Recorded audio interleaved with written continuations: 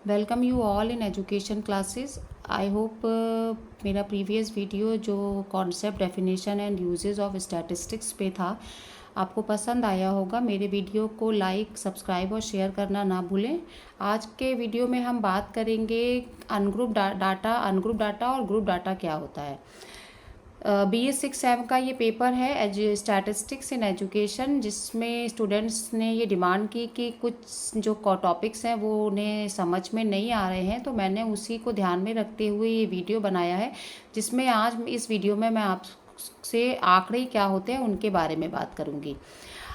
Data जो है या आंकड़े जो होते हैं वो किसी भी कक्षा में विद्यार्थी द्वारा जो अंक प्राप्त किए जाते हैं उन्हें हम आंकड़े कहते हैं। जैसे अगर हम बात करें, यहाँ पे आप देख रहे हैं दो प्रकार के आंकड़े जो हैं वो आपको दिखाई दे रहे होंगे, अवर्गीकृत आंकड़े और ग्रुप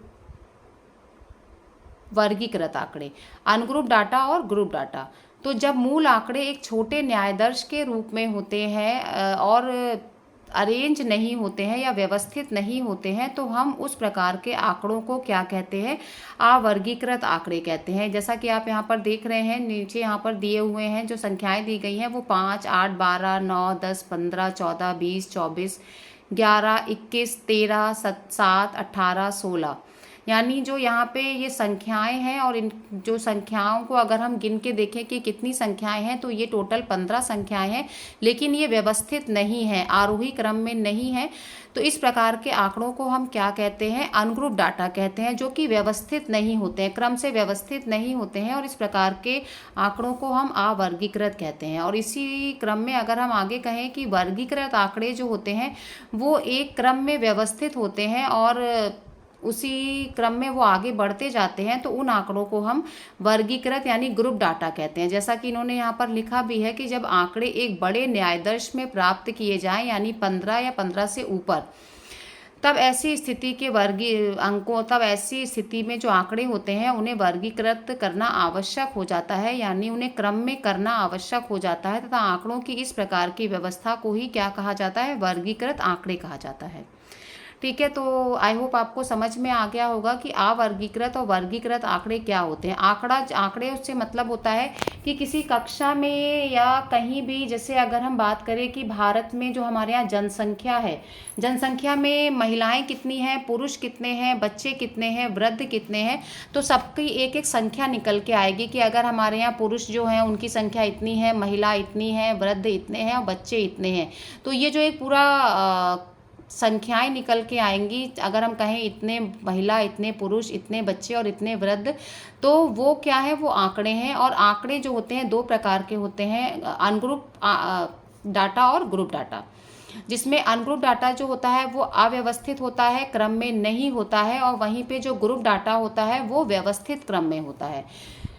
इसी में अगला जो है वो है रेंज, प्रसार क्या होता है। किसी भी श्रेणी के प्राप्तांकों में सबसे बड़े अंक में से छोटा अंक घटाने पर जो अंतर आता है उसे हम प्रसार कहते हैं। जैसे कि अगर हम यहाँ पे इसको इस उदाहरण के साथ देखें, जैसे हमारे पास यहाँ जो नंबर दिए गए हैं 5 से लेके 16 तक, तो प्रसार क्या होता है, इन्होंने कहा प्रसार जो है क्या है, प्राप्तांकों का सबसे बड़ा अंक और सबसे छोटा अंक, यानी सबसे बड़ा अंक इस सीरीज में जो भी होगा उसमें से जो सबसे छोटा अंक होगा उसको हम माइनस कर देंगे और जो अंतर आएगा उसे हम रेंज कहते हैं। तो रेंज का एक फॉर्मूला भी होता है जिसको इन्होंने यहाँ पे आप शो किया है, range is equal to maximum score minus minimum score. तो आप ध्यान रखिए कि रेंज का एक फॉर्मूला है, range is equal to maximum score minus minimum score. और रेंज हम कैसे निकालते हैं, जब हमारे पास ऊपर जैसे ये एक डाटा दिया हुआ है,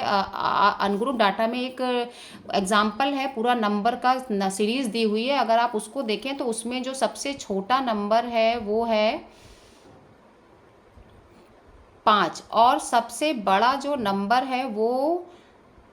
24 है। तो अगर हम यहाँ पर कहें कि हमारा जो मैक्सिमम स्कोर है वो 24 है और जो मिनिमम स्कोर है वो 5 है, तो मैक्सिमम में से मिनिमम स्कोर को माइनस करके जो आंसर आता है वो हमारा रेंज कहलाएगा। आई होप आपको रेंज जो है वो यहाँ पे क्लियर हो गया होगा। अगर अभी भी किसी को कोई डाउट होगा तो वो मुझे मैसेज करके अपने आंसर को देख सकता है। फिर इसी में अगर हम बात करें क्लास इंटरवल कि जहाँ पर हम ग्रुप डाटा की बात करते हैं और जब हमारे पास आंकड़े बहुत सारे होते हैं, सपोज एक क्लास में 50 बच्चे हैं और उन 50 बच्चों को हम किसी टेस्ट में जब नंबर देते हैं तो जो नंबर हर स्टूडेंट के आगे लिखे जाते हैं कि मोहित को इतने अंक प्राप्त हुए, सरिता को इतने अंक प्राप्त हुए, सविता को इतने अंक प्राप्त हुए, तो ये एक लिस्ट होती है और उस लिस्ट में जितने भी आंकड़े होते हैं उन आंकड़ों को हम क्लास इंटरवल में कैसे शो करें, ये इसकी बात हम आपसे आगे के वीडियो में करेंगे। Thank you.